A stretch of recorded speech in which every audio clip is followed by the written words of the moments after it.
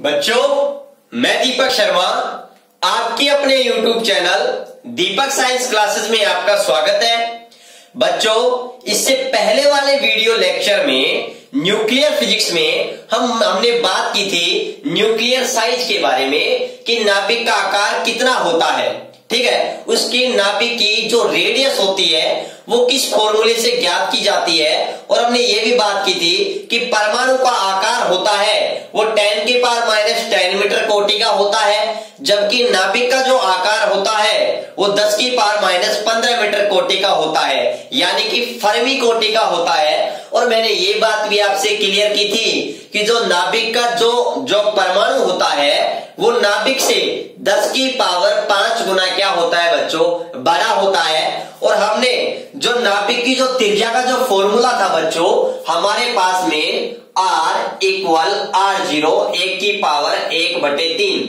बच्चों, इस फॉर्मूले से रिलेटेड हमने कुछ न्यूमेरिकल क्वेश्चंस भी किए थे और हमारे जो एग्जाम्पल थे वो भी किए थे हमने। तो इन सभी चीजों के बारे में आपने डिस्कस किया है अच्छी तरीके से। बच्चों, मैं आपको बिल्कुल बेसिक से बिल्कुल जीरो से लेकर के चल रहा हूं। आपको यहां पढ़ने के बाद में आपकी बुक को उठा करके देखने की भी जरूरत है आपको नहीं है। मैं आपके जो एग्जाम्पल क्वेश्चन है जो बुक के बीच के क्वेश्चन है वो मैं आपको तुरंत सोल्व करवाते हुए आगे बढ़ रहा हूं। और जो पीछे के क्वेश्चन है उनको हम जैसे ही यूनिट फिनिश होती है हम उनको सोल्व करेंगे। बच्चों, नोट्स को आपको बिल्कुल घबराने की जरूरत नहीं है, नोट्स आपको नहीं उतारने हैं, बिल्कुल नो टेंशन रहना है। आज तक मैंने इस वीडियो लेक्चर के माध्यम से आज तक मैंने आपको जितना पढ़ा दिया है उसकी पीडीएफ फाइल आपको नीचे डिस्क्रिप्शन में आपको इसका लिंक मिल जाएगा।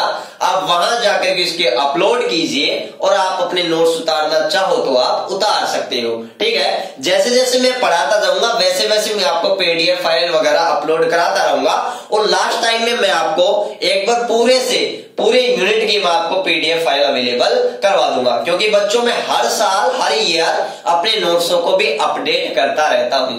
ठीक है ना, कि बोर्ड एग्जाम में क्वेश्चन जैसे हमने बात करी, हम 21 में एग्जाम देंगे तो उसमें 20 के जो 2020, 19, 20 जो भी क्वेश्चन आए हैं आज तक के वो सारे उसके अंदर क्या कर देता हूं, मैं मेंटेन कर देता हूं। ठीक है ना, तो बिल्कुल घबराने की आपको जरूरत नहीं है। तो बच्चों, अगर आपने चैनल को सब्सक्राइब नहीं किया तो सब्सक्राइब जरूर कर लें। बच्चों, मैं आपके लिए मेहनत कर रहा हूं, जरूर चैनल को ज्यादा से ज्यादा शेयर कीजिए, वीडियो को ज्यादा से ज्यादा शेयर कीजिए, लाइक कीजिए। वीडियो पसंद आया ना तो कमेंट करके मेरे को बताइए, मुझे भी बहुत अच्छा लगेगा। ठीक है बच्चों, तो आज हम शुरुआत कर रहे हैं अपने टॉपिक के बारे में और वो अपना टॉपिक कौन सा है बच्चों, नाभिक का आयतन। ठीक है बच्चों, तो बच्चों नाभिक है ना, तो नाभिक को क्या माना गया है बच्चों, नाभिक गोलाकार होता है और नाभिक गोलाकार होता है उसकी रेडियस हमने इस फॉर्मूले से ज्ञात कर ली थी। और बच्चों मैं आपको ये भी बता दूं ये फॉर्मूला हमारे 2015 है। मैंने उस वीडियो लेक्चर में इससे पहले वाले वीडियो लेक्चर में मैंने कहा था कि 2014 में पूछा हुआ है, नहीं बच्चों 2015 में पूछा गया है। क्वेश्चन पूछा गया था कि नाभिक की त्रिज्या R और द्रव्यमान संख्या A में क्या संबंध होता है। तो बच्चों याद रखना ये रिलेशन होता है, और या फिर मैं इसको ऐसे भी कह सकता हूं कि R समानुपाती 1/3। ठीक है ना बच्चों, तो कोई दिक्कत नहीं है। ये क्वेश्चन हमारे बोर्ड एग्जाम में पूछा जा चुका है, इस पर न्यूमेरिकल पूछने के भी पूरे चांसेस हैं जो मैंने आपको करवा दिए इससे पहले वाले वीडियो लेक्चर में। आपने नहीं देखा है तो उसका डिस्क्रिप्शन में लिंक दे रखा हूं, वहां जाइए और आराम से मजे से वीडियो को देखिए। ठीक है बच्चों, तो आज शुरुआत करते हैं, पर आगे बढ़ते हैं नाभिक के आयतन के बारे में। तो बच्चों नाभिक गोलाकार होता है जिसकी रेडियस के बारे में हमने जान लिया। और बच्चों अगर हमने मान लिया कि नाभिक की रेडियस कैपिटल R है, क्या मान लिया, कैपिटल R है, तो बच्चों उसका वॉल्यूम जो कैपिटल V होगा वो क्या होगा। तो देखो बच्चों, यदि नाभिक की त्रिज्या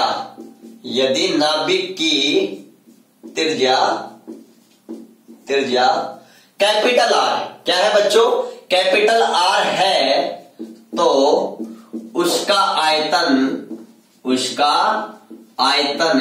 कैपिटल V निम्न होगा। क्या होगा बच्चों, आपको पता है जो कैपिटल V नाभिक का जो आयतन होगा, नाभिक बच्चों क्या होता है, कैसा होता है, गोलाकार होता है। तो आपको पता है गोले का आयतन कितना होता है बच्चों, 4/3 पाई r क्यूब। ये हमारे पास में नाभिक का आयतन हो गया। अब बच्चों आप सभी जानते हो या आप सभी अच्छे से जानते हो कि यहां पर r का मान, जैसे मैंने इक्वेशन नंबर इसको 1 दे दिया, तो आपको पता है, आप क्या जानते हो, हम सभी जानते हैं, आप ही नहीं जानते, ठीक है ना, मैं भी जानता हूं, ठीक है, हम सभी जानते हैं। क्या जानते हैं कि जो यहाँ पर r जो रेडियस होती है उसका मान कितना होता है, r इक्वल r0 1 की पावर 1/3 होता है। इस वैल्यू को मैं इस इक्वेशन नंबर 1 में मैं जब रख दूंगा, पुट कर दूंगा, तो बच्चों हमारे पास में क्या रिजल्ट आएगा, हमारे पास में वॉल्यूम V आएगा 4/3 पाई, और बच्चों ये r, इसे r का मान ये रहा हमारे पास में r0 1 की पावर 1/3, और ये मैंने इसका क्या कर दिया, क्यूब कर दिया।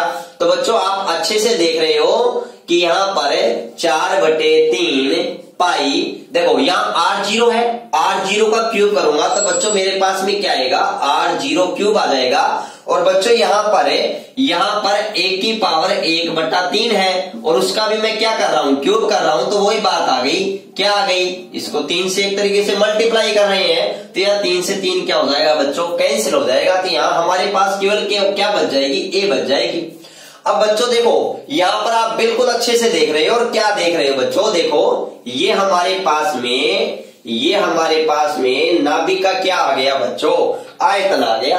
क्या आ गया, आयतन आ गया। यहां से देखो अच्छी तरीके से, ये है हमारे पास में मेन फॉर्मूला, ठीक है ना। यहां पर आप एक चीज देख रहे हो, 4/3 है, 4/3 है, वो भी एक कांस्टेंट राशि है, और यहाँ पर पाई है, वो भी एक कांस्टेंट राशि है हमारे पास में। r0 है बच्चों, r0 है, एक कांस्टेंट है। आपको पता है इसका मान कितना होता है, 1.2 फर्मी मीटर होता है। तो देखो 4/3 नियत राशि है, पाई भी कांस्टेंट है, इसकी वैल्यू भी फिक्स है 22/7 या 3.14। r0 है, r0 का क्यूब करेंगे तो बच्चों r0 का क्यूब करेंगे, r0 एक कांस्टेंट है तो r0 का क्यूब भी कांस्टेंट है। तो बच्चों वेरिएशन है तो किसमें है, अगर चेंजेज परिवर्तनशील है तो क्या है बच्चों, ए है। अलग अलग नाभिकों की द्रव्यमान संख्या बच्चों क्या होती है, अलग अलग होती है। तो आप यहां से देख रहे हो, क्या देख रहे हो बच्चों, कि जो नाभिक का जो हमारे पास में आयतन होता है V, वो द्रव्यमान संख्या की क्या होता है बच्चों, समानुपाती होता है। क्या होता है, समानुपाती होता है। तो एक बहुत अच्छा पॉइंट आ रहा है हमारे पास में, वो क्या आ रहा है, अर्थात नाभिक का आयतन V द्रव्यमान संख्या की, नाभिक का आयतन V द्रव्यमान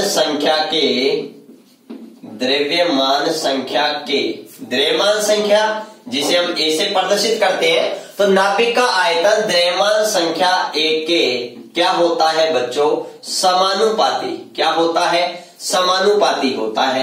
ये हमारे पास में बच्चों क्या आ गया, नाभिक का आयतन आ गया, ठीक है ना। तो देखो हमारे पास में जो फॉर्मूला है वो हमारे पास में फॉर्मूला निकल के आया है। तो यहां तक नाभिक के आयतन के बारे में ये पॉइंट अच्छी तरीके से क्लियर होना चाहिए। बच्चों नाभिक गोलाकार होता है तो गोले का आयतन कितना होगा, 4/3 पाई r क्यूब। आपको पता है नाभिक की त्रिज्या हम इस फॉर्मूले से कैलकुलेट करते हैं, तो यहाँ r की वैल्यू, यहाँ पर इस त्रिज्या की वैल्यू हमने ये रख दी।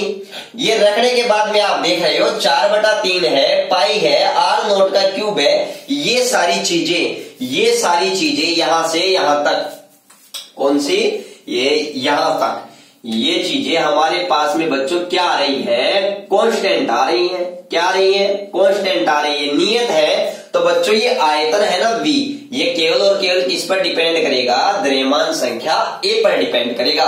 तो बच्चों याद रखना, देखो ये कॉन्सेप्चुअल क्वेश्चन है ना, जब हम किसी नौकरी के लिए जब हम कंपटीशन एग्जाम देंगे तो उनमें हमारे पास ये कॉन्सेप्चुअल क्वेश्चन पूछे जाएंगे, तो वहां पर हमें बिल्कुल कॉन्सेप्ट क्लियर होना चाहिए कि जो नाभिक की त्रिज्या r है बच्चों, वह तो द्रव्यमान संख्या के 1/3 घात के समानुपाती होती है, जबकि नाभिक का जो आयतन होता है वह द्रव्यमान संख्या के डायरेक्टली क्या होता है, समानुपाती होता है।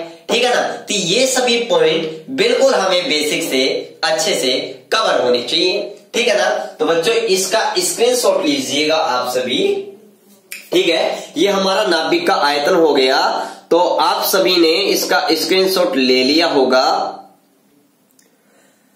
अब हम बात करते हैं बच्चों किसके बारे में, बात करते हैं नाभिक के घनत्व के बारे में, कि नाभिक का घनत्व क्या होता है। ठीक है ना। तो इसका आप सभी ने स्क्रीनशॉट ले लिया होगा। बस आपको ये सबसे इंपॉर्टेंट पॉइंट यही है कि जो नाभिक का जो आयतन होता है वो बच्चों द्रव्यमान संख्या के डायरेक्टली क्या होता है, समानुपाती होता है। ठीक है ना। तो कोई दिक्कत नहीं है। अगर हमें r की वैल्यू दे रखी है, हमें रेडियस पता है, तो देखो उस रेडियस को हमें यहां पर रख करके, यहां वैल्यू पर रख के हम उसका आयतन निकाल सकते हैं। ठीक है ना बच्चों। तो ये बात थोड़ी अच्छी तरीके से क्लियर रखना है हमको।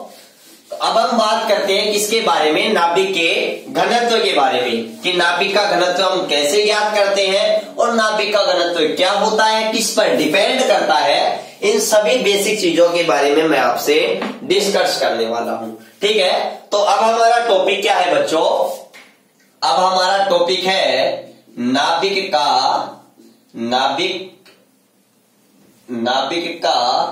घनत्व, डेंसिटी ऑफ न्यूक्लियस। ठीक है ना। मैं नाभिक के घनत्व के बारे में बात कर रहा हूं। अब बच्चों सबसे पहले मैं आपसे ये चर्चा करता हूं कि घनत्व होता क्या है, घनत्व क्या होता है। तो बच्चों याद रखना, घनत्व होता है वो क्या होता है, द्रव्यमान और आयतन का जो अनुपात होता है वो क्या होता है, किसके इक्वल होता है बच्चों, घनत्व के इक्वल होता है। घनत्व को डेंसिटी कहते हैं, इसलिए अपन इसको डी से इंडिकेट कर सकते हैं, या फिर हम इसको बच्चों रो से भी क्या कर सकते हैं, इंडिकेट कर सकते हैं। तो सबसे पहले तो हमें ये पता होना चाहिए कि घनत्व किसे कहते हैं। तो याद रखना बच्चों, घनत्व किसे कहते हैं, द्रव्यमान और आयतन का जो अनुपात होता है वो किसके इक्वल होता है, घनत्व के इक्वल होता है। या फिर मैं ऐसे भी कह सकता हूं कि मैं आयतन का मान बच्चों में क्या कर दूं, इकाई कर दूं। इस वॉल्यूम को मैं क्या कर दूं बच्चों, इकाई कर दूं। इकाई मतलब एक कर दूं, यूनिट कर दूं। ठीक है ना।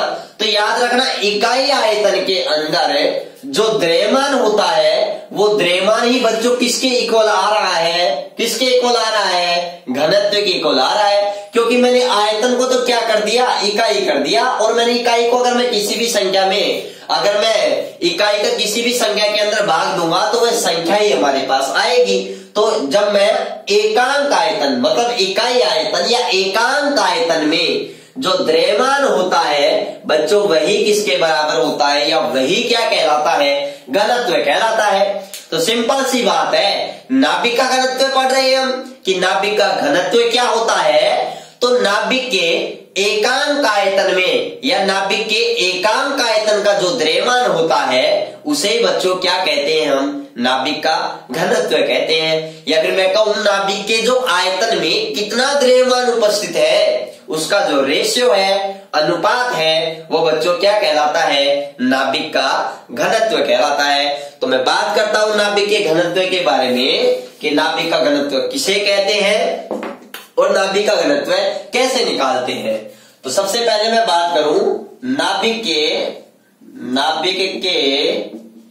एकांक आयतन में, नाभिक के एकांक आयतन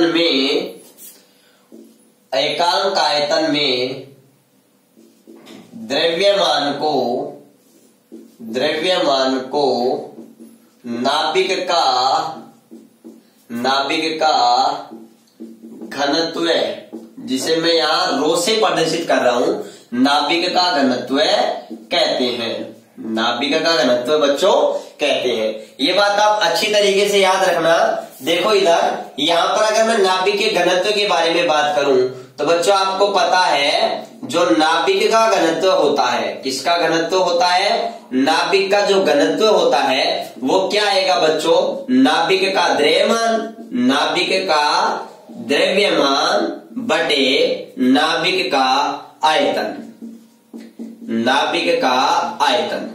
तो नाभिक के द्रव्यमान और नाभिक के आयतन का जो अनुपात होता है वही बच्चों क्या कहलाता है, नाभिक का घनत्व कहलाता है। यदि हमें नाभिक के द्रव्यमान के बारे में पता हो और नाभिक के आयतन के बारे में पता हो तो बच्चों हम नाभिक के घनत्व के बारे में आसानी से पता कर सकते हैं या आसानी से हम ज्ञात कर सकते हैं। अब बच्चों हमने नाभिक के आयतन के बारे में तो अभी जस्ट पढ़ा है और हमने ज्ञात भी किया है कि नाभिक का आयतन कितना होता है, लेकिन अभी हमें ये नहीं पता कि जो नाभिक का जो द्रव्यमान होता है वह बच्चों कितना होता है, कितना होता है। ठीक है ना। तो देखो बच्चों यहां इधर अच्छी तरीके से समझो कि नाभिक का द्रव्यमान कितना होता है। मान लिया मैंने क्या माना प्रति न्यूक्लियन, प्रति न्यूक्लियन। अब आप कहोगे सर न्यूक्लियन क्या होता है, माना प्रति न्यूक्लियन का द्रव्यमान, प्रति न्यूक्लियन का द्रव्यमान स्मॉल m तथा द्रव्यमान संख्या कैपिटल A है तो नाभिक का द्रव्यमान कितना होगा, small a into capital A होगा, यानी ma होगा। अब आप कहोगे सर कैसे होगा, तो बच्चों यहां देखो ये मेरे पास में क्या है, कोई नाभिक है और आपको पता है बच्चों कि नाभिक में क्या होता है, हमारे पास में एक प्रोटॉन होता है नाभिक में और दूसरा हमारे पास में बच्चों क्या होता है, न्यूट्रॉन होता है। क्या होता है, न्यूट्रॉन होता है। ये बात क्लियर बच्चों। प्रोटॉन और न्यूट्रॉन को ही सम्मिलित रूप से क्या कहा जाता है बच्चों, न्यूक्लियन कहा जाता है। क्या कहा जाता है, न्यूक्लियन कहा जाता है या न्यूक्लियोन्स कहा जाता है। बच्चों प्रति न्यूक्लियॉन्स मतलब इनके एक जोड़े, एक पेयर मतलब एक प्रोटॉन और एक न्यूट्रॉन, इन दोनों का द्रव्यमान होता है वो प्रति न्यूक्लियन। प्रति न्यूक्लियन का मतलब एक प्रोटॉन और एक न्यूट्रॉन, इनको ऐड कर ले और उनका टोटल सम्मिलित रूप से प्रोटॉन और न्यूट्रॉन को सम्मिलित रूप से क्या कहते हैं, न्यूक्लियन कहते हैं। प्रति न्यूक्लियन को मतलब एक न्यूक्लियन का द्रव्यमान हमने क्या मान लिया, स्मॉल m मान लिया। तो आपको पता है किसी नाभिक के अंदर कितने न्यूक्लियस हो सकते हैं, तो बच्चों वो कितने हो सकते हैं, उसके द्रव्यमान संख्या होती है एक। ठीक है बच्चों, यहां आप कैसे देखोगे, आपको पता है, यहां अच्छी तरीके से समझो या मैं कहूं ध्यान से देखना बच्चों, किसी नाभिक की द्रव्यमान संख्या a होती है या किसी परमाणु की द्रव्यमान संख्या जो a होती है वह बच्चों प्रोटॉन की संख्या न्यूट्रॉन की संख्या का क्या है, प्रोटॉन की संख्या और न्यूट्रॉन की संख्या का योग द्रव्यमान संख्या कहलाती है। द्रव्यमान संख्या कहलाती है मतलब द्रव्यमान संख्या हमें यह बताती है कि उस नाभिक के अंदर कितने प्रोटॉन है कितने न्यूट्रॉन है। ठीक है ना, ये बात आपको क्लियर। अब आपको ये भी पता है अच्छी तरीके से, यहाँ सम्मिलित रूप से इन दोनों के सम्मिलित रूप से द्रव्यमान को मैंने क्या मान लिया, स्मॉल m मान लिया और उसके कितने हैं, ये कितने हैं द्रव्यमान संख्या के, हमारे पास द्रव्यमान संख्या एक या फिर मैं कहूं जो द्रव्यमान संख्या किसी नाभिक के अंदर जो द्रव्यमान होता है वो मैं क्या बता रहा हूं, यहाँ पर प्रोटॉन न्यूट्रॉन को मैंने न्यूक्लियन कहा, इसका द्रव्यमान को मैंने स्मॉल m मान लिया। तो बच्चों स्मॉल m को मैं अगर इस द्रव्यमान संख्या a से मल्टीप्लाई कर दूंगा तो जो जितने भी पेयर है, या ये तो मैंने एक का माना है, इसके 2 पेयर है, 3 पेयर है, 6 पेयर है, 8 पेयर है, उन सभी का क्या आ जाएगा बच्चों, द्रव्यमान आ जाएगा। तो नाभिक का क्या आ जाएगा, टोटल द्रव्यमान आ जाएगा। तो यहाँ ये बात आपको क्लियर होनी चाहिए अच्छी तरीके से कि देखो यदि प्रति न्यूक्लियन का द्रव्यमान स्मॉल m है और द्रव्यमान संख्या कैपिटल A है तो बच्चों नाभिक का जो द्रव्यमान होगा वो प्रति न्यूक्लियन का द्रव्यमान और द्रव्यमान संख्या का क्या होगा, गुणनफल के इक्वल होगा। अब देखो बच्चों हमारे पास में यहाँ यदि मैं नाभिक के घनत्व को मैं रो से प्रदर्शित कर रहा हूं तो रो किसके इक्वल होगा, नाभिक का जो द्रव्यमान है वो स्मॉल m इंटू ए होगा और नाभिक का जो आयतन है बच्चों अभी हमने जस्ट पढ़ा है नाभिक का जो आयतन होता है वो कितना होता है बच्चों 4/3 पाई r0 क्यूब a ये होता है। आपको पता है 3 नीचे है तो यहां पर इसको मैं सोल्व करूंगा तो ये ऐसे लिखे जाएंगे, ये 3 ऊपर चला जाएगा, नीचे क्या बचेगा 4 पाई r0 की पावर 3 और बच्चों ये a। बच्चों यहां पर ये a से a क्या हो जाएगा, कैंसिल हो जाएगा। देखो यहाँ a से a क्या हो गया, कैंसिल हो गया, कोई दिक्कत नहीं है, ठीक है ना। तो यहाँ मैं इसको कैंसिल कर दिया, ठीक है ना, ये मैंने चलो एक बार तो मैं एक स्टेप में तो मैं लिख देता हूं a और a, यहां पर यह बच्चों क्या हो जाएंगे, कैंसिल हो जाएंगे। तो हमारे पास में क्या बचेगा बच्चों, रो इक्वल 3m अपॉन 4 पाई r0 की पावर क्यूब। बच्चों आप यहां ये देख रहे हो अच्छी तरीके से, ये हमारे पास में क्या आ गया है बच्चों, नाभिक का घनत्व ज्ञात करने का या नाभिक का घनत्व का क्या आ गया है बच्चों, सूत्र आ गया है हमारे पास में।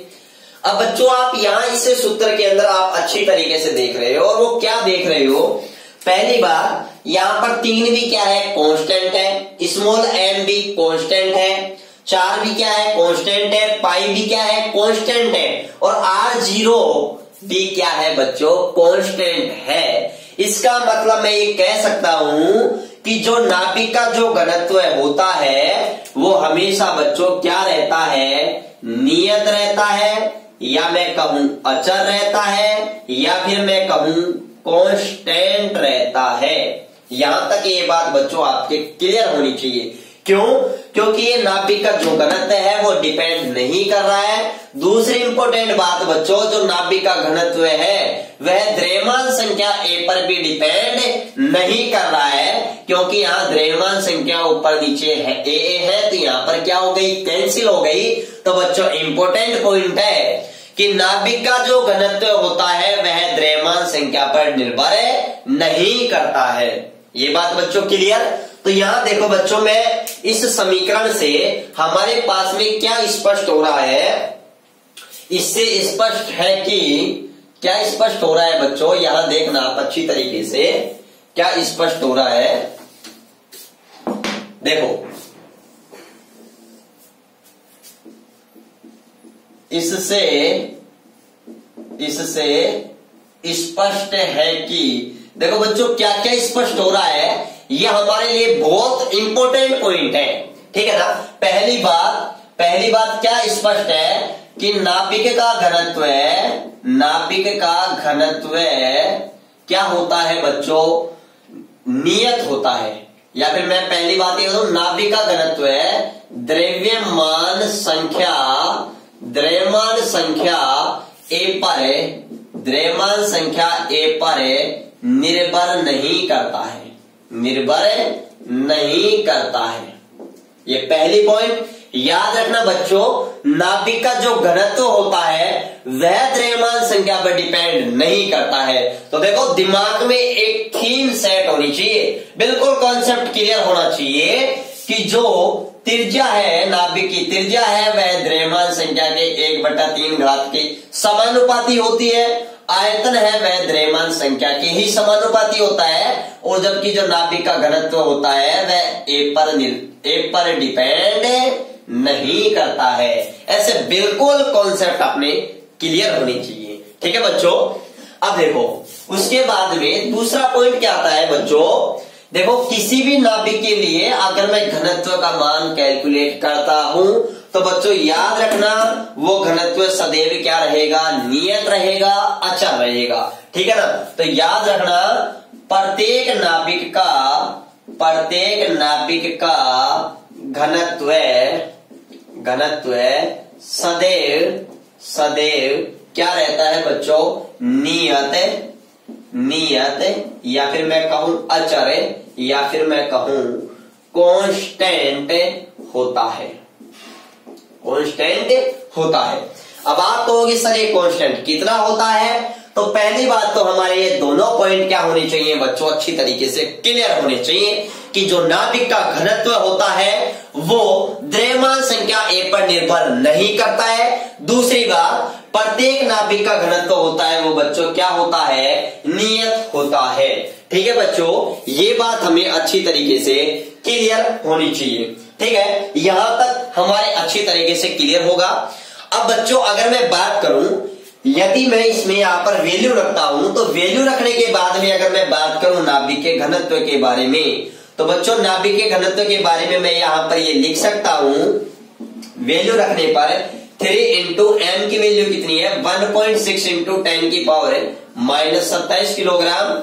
यहां पर नीचे 4 है, पाई की वैल्यू 3.14 हो गई, और R0 है बच्चों, R0 का मान हमारे पास में क्या था बच्चों 1.2 फर्मी, तो 1.2 इंटू 10 की पावर -15, और इसका मैंने क्या कर दिया बच्चों क्यूब कर दिया। और बच्चों जब मैं इसको सोल्व करता हूं, तो कैसे सोल्व करते हैं बच्चों, आपको वो याद नहीं रखना है, वो तो अपन सोल्व कर लेंगे। हमें डायरेक्टली वैल्यू याद रखनी है कि जो नाभिक का जो घनत्व होता है, जब हम उसको सोल्व करते हैं तो हमारे पास में बच्चों जो वैल्यू निकल करके आती है, वो वैल्यू बच्चों हमारे पास में कितनी निकल करके आती है, वो आती है 2.3 इंटू 10 की पावर बच्चों कितनी निकल करके आती है हमारे पास में 10 की पावर 17 किलोग्राम प्रति मीटर क्यूब। ये हमारे पास में बच्चों नाभिक का घनत्व आता है। तो यहां पर ये बात बहुत इंपॉर्टेंट है। कई बार कंपटीशन एग्जाम में डायरेक्टली क्वेश्चन पूछ लिया जाता है कि नाभिक के घनत्व की कोटि होती है। तो बच्चों अगर आपको किलोग्राम प्रति मीटर क्यूब में दे रखा है तो उसकी कोटि कितनी होगी 10 की पावर 17 होगी। ठीक है, ये बात क्लियर बच्चों। प्रत्येक नाभिक का घनत्व सेम होता है और उसकी कोटि कितनी होती है 10 की पावर 17 किलोग्राम प्रति मीटर क्यूब होता है। और बच्चों जबकि जो हमारे पास में जो जल का घनत्व होता है उसका घनत्व कितना होता है, या फिर मैं कहूं उसकी कोटि हमारे पास में कितनी होती है 10 की पावर 3 केजी प्रति मीटर क्यूब होती है। तो बच्चों अगर मैं इसको मैं ऐसे भी लिख सकता हूं, इसी को मैं ऐसे भी लिख सकता हूं कि रो इक्वल 2.3 इंटू 10 की पावर 14 इंटू 10 की पावर 3 किलोग्राम प्रति मीटर क्यूब। भाई बच्चों वही बात हो गई, 10 की पावर 17 है हमारे पास में, तो वही देखो 10 की पावर 14 इंटू 10 की पावर 3, आधार समान है तो गुणा में घातें जुड़ेंगी, 14 3 कितनी हो गई 17। और बच्चों इतने पोर्शन को, इस पोर्शन को मैं आपको क्या बना देता हूं, जल का घनत्व बना देता हूं। तो बच्चों मैं इसको यहां पर ऐसे भी लिख सकता हूं, क्या लिख सकता हूं रो वाटर। तो मैं ये भी कह सकता हूं, क्या कह सकता हूं कि जो नाभिक का जो घनत्व होता है वो जल के घनत्व का 10 की पावर 14 गुना 10 की पावर 14 गुना अधिक होता है। याद रखना 10 की पावर 14 गुना अधिक होता है जल के घनत्व से। बच्चों नाभिक का घनत्व बहुत ही ज्यादा होता है, बहुत ही ज्यादा। आप अनुमान लगा सकते हो कि एक छोटा सा हमारे पास में आयतन है और उसके अंदर जो द्रव्यमान जो घनत्व होता है वो 2.3 इंटू 10 की पावर 14 क्या होता है हमारे पास में, मतलब जल से ज्यादा होता है इतना। ठीक है ना, वैसे 2.3 इंटू 10 की पावर 17 किलोग्राम प्रति मीटर क्यूब होता है। बच्चों तो नाभिक का जो हमारे पास में जो घनत्व होता है ना, घनत्व है उसका जो मात्रक होता है, द्रव्यमान का ऐसा ही मात्रक किलोग्राम होता है और आयतन का ऐसा ही मात्रक मीटर क्यूब होता है, इसलिए मैंने ये ऐसा ही यूनिट के अंदर रखा है। ठीक है ना, मैं इसको सेंटीमीटर में चेंज करूंगा तो थोड़ा सा यहाँ वेरिएशन आ जाएगा। ठीक है ना, तो कोई दिक्कत नहीं है बच्चों। इससे अगर मैं बात करूं नाभिक से अधिक ज्यादा घनत्व तो केवल और केवल न्यूट्रॉन तारों का ही है। ठीक है ना, तो याद रखना सबसे बहुत ज्यादा घनत्व होता है नाभिक का, और नाभिक के घनत्व की कोटि डायरेक्टली मेमोरी बेस्ड याद रखना 2.3 इंटू 10 की पावर 17 किलोग्राम प्रति मीटर क्यूब होता है, जो जल के घनत्व से 2.3 इंटू 10 की पावर 14 14 गुना क्या होता है बच्चों, ज्यादा होता है, या मैं कहूं अधिक होता है। ठीक है ना, ये बात आपको क्लियर होगी। चलो बच्चों, आप सभी इसका स्क्रीनशॉट लीजिएगा अच्छे से। ठीक है ना, आपकी ये कॉन्सेप्ट क्लियर हो गया होगा। फिर भी कोई डाउट हो तो नीचे कमेंट बॉक्स में जाइए और वहां कमेंट में जाकर के अपना कोई भी डाउट हो नीचे कमेंट में जाकर लिखिए। ठीक है बच्चों, यहां तक क्लियर। तो आप सभी ने स्क्रीनशॉट ले लिया होगा, आप सभी ने स्क्रीनशॉट ले लिया होगा। अच्छा चलो, अगर आप सभी ने स्क्रीनशॉट ले लिया है तो अब आने वाले नेक्स्ट वीडियो लेक्चर में हम बच्चों किसके बारे में बात करेंगे, हम बात करेंगे कि जो नाभिक का जो द्रव्यमान होता है उसको मापने के लिए कौन सा मात्रक होता है। और बच्चों हम बात करेंगे किसके बारे में, द्रव्यमान क्षति के बारे में, नाभिकीय बंधन ऊर्जा के बारे में बात करेंगे, जिसके बारे में बोर्ड एग्जाम में क्वेश्चन भी पूछा जा चुका है। ठीक है बच्चों, अगर वीडियो पसंद आया तो ज्यादा से ज्यादा लाइक कीजिएगा, शेयर कीजिएगा, चैनल को सब्सक्राइब करना बिल्कुल मत भूलिएगा। और बच्चों मैं एक बात और क्लियर करूं, हमारे यहाँ हमारे जो एग्जाम्पल है बच्चों, एग्जाम्पल नंबर 15.3, बच्चों एग्जाम्पल नंबर जो 15.3 है वो हमें क्या कह रहा है, वो हमें यही कह रहा है, क्या कह रहा है कि सिद्ध कीजिए कि जो नाभिक का जो घनत्व होता है वो क्या होता है बच्चों, अचर होता है। क्या होता है, अचर होता है। यही चीज हम इसे क्या करवा रहा है बच्चों, सिद्ध करवा रहा है। ठीक है ना, आपको ये मान के चलिएगा, आपको बुक उठाने की जरूरत भी नहीं पड़ेगी। हमको एग्जाम्पल नंबर 15.3 यही बोल रहा है, द्रव्यमान संख्या एक किसी नाभिक के लिए नाभिकीय घनत्व का आंकिक मान परिकलित कीजिए। बच्चों मैंने आंकिक मान यहां से देखो, मैंने बाकायदा बिल्कुल डिटेल से यहां तक आपको सोल्व करना है। तो ठीक है ना, ये मैंने क्लियर कर दिया। उसमें आप ये 2 पॉइंट लिखो या मत लिखो, कोई दिक्कत नहीं है। ठीक है ना, ये आपको लिखने की जरूरत नहीं है उस क्वेश्चन में। तो ये मैंने इसके साथ में आपको एग्जाम्पल नंबर 15.3 बच्चों मैंने आपको करवा दिया है। और बच्चों यही क्वेश्चन हमारे बोर्ड एग्जाम में भी पूछा जा चुका है। बच्चों याद रखिएगा, जो हमारा बोर्ड एग्जाम है उसके अंदर भी ये क्वेश्चन पूछा जा चुका है। ठीक है ना, उस क्वेश्चन की लैंग्वेज क्या है वो मैं आपको अभी बता रहा हूं। ठीक है बच्चों, तो बच्चों पूछा गया था हमें, क्या पूछा गया था हमें बाकायदा 2014 के एग्जाम में, 2014 के बोर्ड एग्जाम में हमें एक क्वेश्चन दिया गया था बच्चों। और वो क्वेश्चन क्या दिया गया था, क्वेश्चन ये था कि R इक्वल है R0 1 की पावर 1/3 के आधार पर दर्शाइए कि नाभिक का घनत्व अचर होता है। और यहाँ पर A0 एक नियतांक है और हमारे पास A क्या है, द्रव्यमान संख्या है। बच्चों आप यहाँ देख सकते हो, मैंने यहाँ पर इसका तो यूज किया है, नाभिक का आयतन है और आयतन के अंदर 4/3 पाई r क्यूब। और बोलो मैंने यही तो लिखा है यहाँ पर, ठीक है ना, मैंने क्यूब किया है, तो इसके तो R0 की तो क्यूब आ गई और एक। बच्चों देखो यहाँ पर यही तो आ रहा है हमारे पास में। तो यहाँ मतलब उस एग्जाम में भी हमें यहां से लेकर के यहां तक यही बात करनी थी। और बच्चों ये 2014 के बोर्ड एग्जाम में क्वेश्चन पूछा गया था। और 15 में हमसे क्वेश्चन पूछा गया था कि नाभिक की त्रिज्या और द्रव्यमान संख्या के बीच में क्या लिखिए बच्चों, संबंध लिखिए। तो संबंध बच्चों ये था, ये 2015 में पूछा गया, ये हमसे 2014 के बोर्ड एग्जाम में एक क्वेश्चन पूछा गया। तो बच्चों बोर्ड एग्जाम की क्वेश्चन भी मैं आपको साथ साथ बताता रहूंगा, बिल्कुल मत घबराइए, आप अपनी पढ़ाई लगातार कंटिन्यूटी में जारी रखिए। और बच्चों वीडियो को ज्यादा से ज्यादा शेयर कीजिए अपने मित्रों के पास में, और चैनल को सब्सक्राइब करना बिल्कुल ना भूलिए। मैं आपके लिए ही बच्चों में मेहनत कर रहा हूँ। ठीक है बच्चों, धन्यवाद।